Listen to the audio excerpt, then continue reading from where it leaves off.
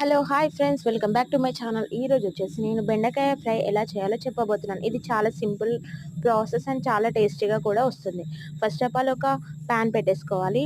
దాని తర్వాత దాంట్లో ఆయిల్ వేసుకొని జీలకర్ర వేసుకోవాలి అండ్ ఆవాలు వేసుకోవాలి. నెక్స్ట్ వచ్చేసి ఆనియన్స్ వేసుకోవాలి.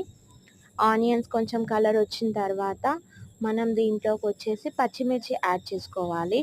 ఇది చాలా సింపుల్గా ఉంటుంది. అండ్ కరివేపాకు తర్వాత కలుపుకోవాలి. ఇలా కొంచెం మనం కలుపుకున్న తర్వాతకి ఇప్పుడు మనం ముందుగానే కట్ చేసి పెట్టుకున్న బెండకాయలను వేసేసుకోవాలి.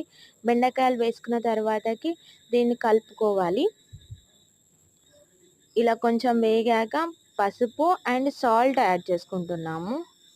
అండ్ సాల్ట్ యాడ్ చేసుకొని కొంచెం సేపు అయ్యాక కొంచెం కారం యాడ్ చేసుకోవాలి టేస్ట్కి తగినట్టు. అండ్ కారం యాడ్ చేసి కొంచెం మగ్గనివ్వాలి.